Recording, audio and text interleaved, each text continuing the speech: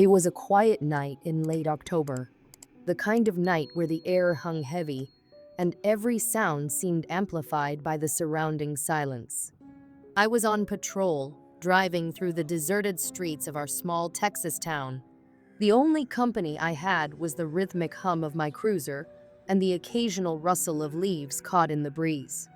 Our town didn't see much action, especially after midnight. Most nights were uneventful. A bar fight here, a stray dog there. But something about that night felt different. I couldn't shake the uneasiness settling in my gut. At exactly 2:15 a.m., my radio crackled to life, interrupting the stillness.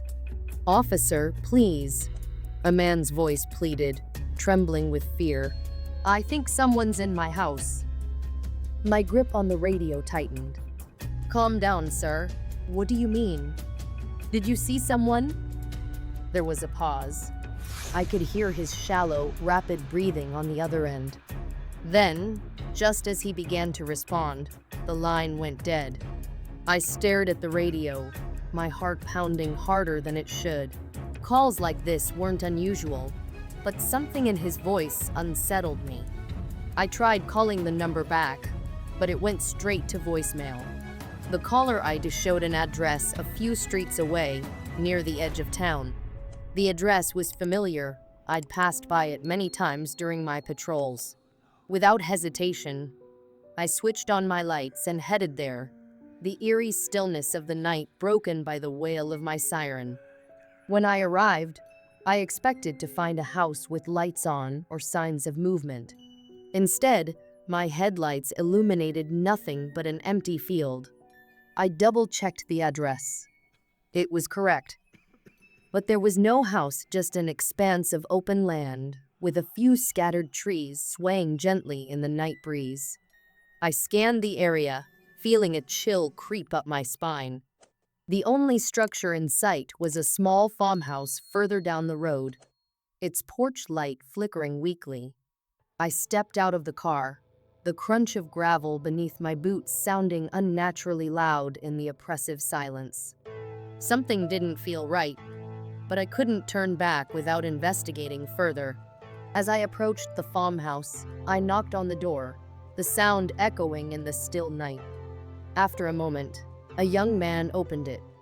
His face was tired, his expression a mix of confusion and curiosity. "Can I help you, officer?"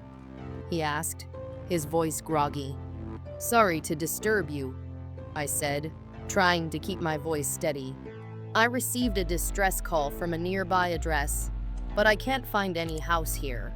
Do you know if anyone lives close by?" He frowned, shaking his head. "No, sir. We're the only ones out here. Closest neighbors are a couple of miles away." I nodded, my unease growing. "Thanks for your time," I said, turning back toward my patrol car. As I walked away, I glanced over my shoulder at the farmhouse. The man stood in the doorway, watching me, his silhouette framed by the flickering light.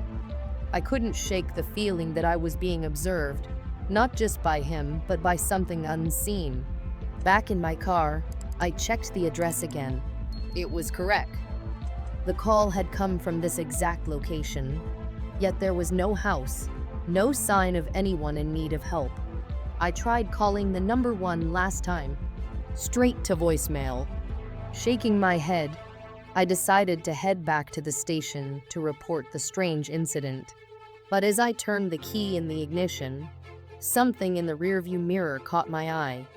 There, in the back seat, was a shadowy figure. My breath caught in my throat as I stared at the faint outline, a hunched figure with eyes that glinted like two shards of glass in the darkness. I reached for the radio, my hands trembling, but before I could call for backup, I felt a sharp blow to the back of my head.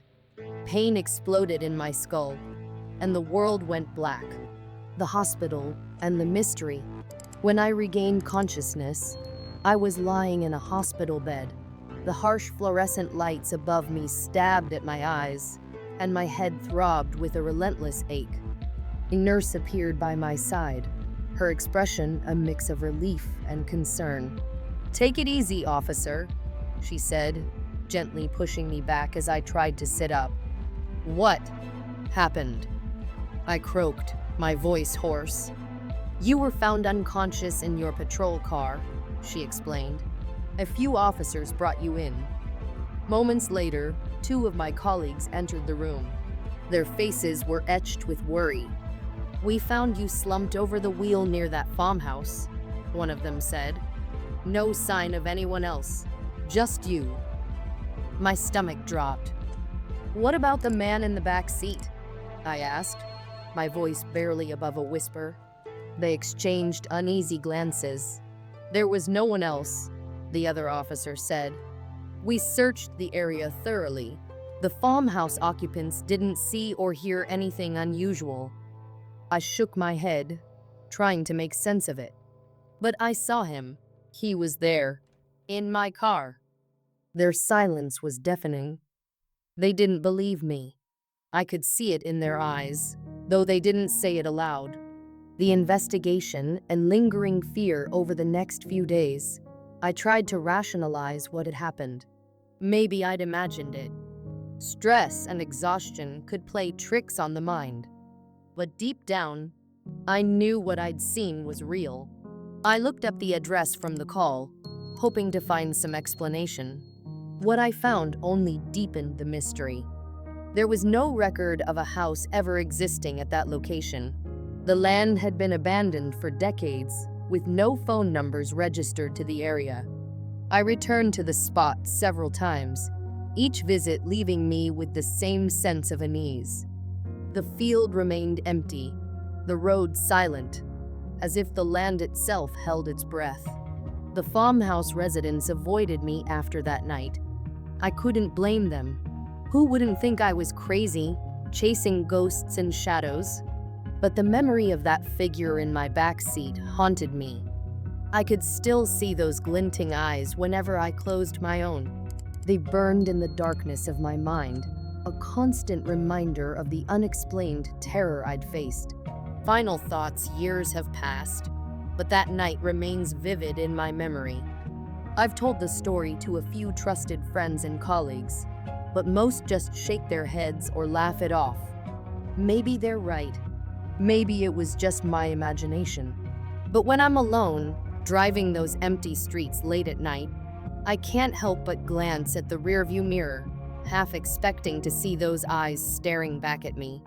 And every time my radio crackles to life, I hold my breath, waiting for the voice that might call me back to that haunted field. Before we get into the next story, please take a moment to subscribe to our channel and hit the bell icon for more chilling tales. Share this story with your friends and family to spread the fright. Thank you for your support. The first shot missed. A sharp crack echoed through the narrow hallway, the sound reverberating off the peeling walls. I barely had time to process what had happened before another officer fired. This time, the target dropped. The woman collapsed, her grip loosening as the knife clattered to the floor, its metallic ring cutting through the suffocating silence. For a moment, the world froze. I could hear my own heartbeat pounding in my ears, each thud a painful reminder that I was still alive. The hallway smelled of dust, mildew, and now the acrid tang of gunpowder. The air was heavy with the tension that lingered after violence, a weight that seemed impossible to shake. Pain shot through my chest, sudden and sharp, making it hard to breathe. It wasn't just fear, it was real. I looked down, and my hand instinctively moved to my torso. Blood. Not a lot, but enough to send my mind racing. I tried to speak, to call for help, but the words stuck in my throat. My voice, when it finally came, was barely more than a whisper. "I've been hit." The officers, who had been focused on securing the scene, turned sharply at the sound. One of them rushed over, his expression a mix of professionalism and concern. "Stay with me," he said firmly, his voice cutting through the haze of pain and adrenaline. They lifted me with practiced efficiency, their movements brisk but not rough. Each step down the creaking stairs sent fresh jolts of pain through my body, but I bit back any sound. There was no room for weakness here. Outside, the cold night air hit me like a slap, its chill biting against the warmth of the blood soaking my shirt. The ambulance ride was a blur of flashing lights and distant voices. I stared at the ceiling, my mind replaying the events over and over like a film stuck on repeat. Every detail felt vivid: the dim flicker of the hallway light, the way her shadow had loomed unnaturally large, the raw desperation in her eyes. At the hospital, they worked quickly. Doctors stitched me up, their faces impassive but their hands steady. "You're lucky," one of them said, their tone clinical. The blade had missed anything vital. Lucky. The word felt hollow, meaningless. How could I feel fortunate after a night like this? As I lay there, my thoughts kept drifting back to her. Yan Li. That was her name, I learned later. She was 47, a tenant who had been fighting eviction for months. The pressure had pushed her to the brink. The day before, she had cornered a maintenance worker with a knife. Tonight, her desperation turned deadly. The evening had started like any other. Quiet. Uneventful. I was patrolling a desolate San Francisco street, the kind of shift most officers endure in silence. The fog was thick that night, creeping in from the bay like a living thing.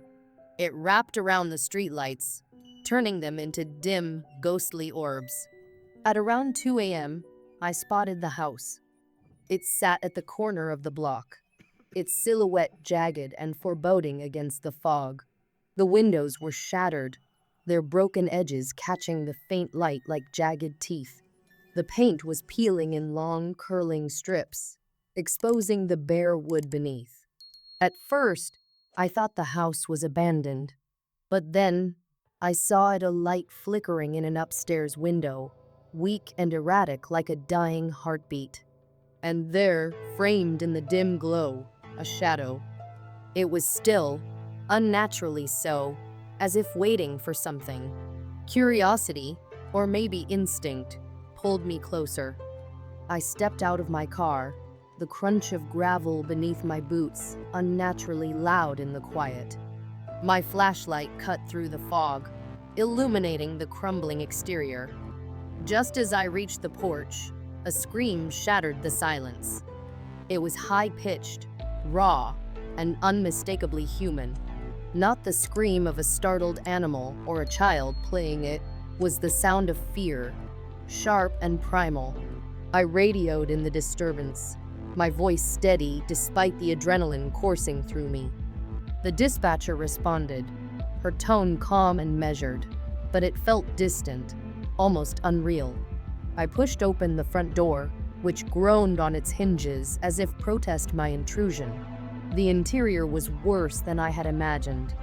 The air was thick with the smell of decay, mildew, and something sharper metallic, like rust or blood. Broken furniture was strewn across the floor, and the walls were covered in peeling wallpaper, revealing dark stains beneath. Each step felt heavier than the last as I made my way to the staircase. The stairs were narrow and steep, their wooden planks warped and groaning under my weight. My flashlight flickered, its beam struggling to pierce the darkness. At the top of the stairs, I found the source of the scream. A woman was tied to a chair in the center of the room, her wrists and ankles bound tightly with frayed ropes. Her clothes were torn, her face pale and gaunt. A rag gagged her, muffling her cries. I moved quickly, pulling the gag from her mouth. She gasped for air, her breaths coming in short, panicked bursts. He took me," she stammered, her voice trembling. "I ignored him once, and he never let it go."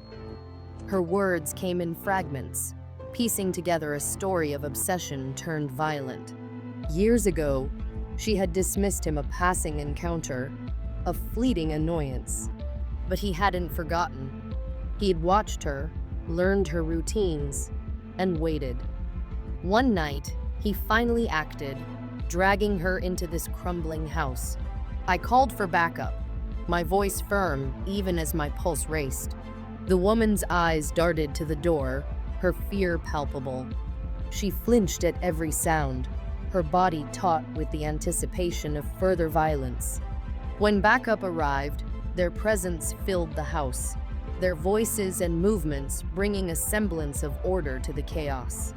They escorted her out, her relief evident, but her fear lingering. She glanced over her shoulder repeatedly, as if expecting him to materialize from the shadows. The man was hiding in the basement. He didn't resist when they found him, his hands raised in mock surrender. But his face was what I couldn't forget. He wore a faint, twisted smile, as if he had won some invisible battle. After the suspect was in custody and the woman was safe, I stayed behind to finish the sweep. The house was silent now, but the silence felt wrong, oppressive, and heavy, as if the building itself had absorbed the fear and violence it had witnessed. As I moved through the rooms, my flashlight casting long, shifting shadows, I couldn't shake the feeling of being watched. The air felt colder, and every creak of the floorboards set my nerves on edge. In the far corner of the living room, I found a stack of photographs.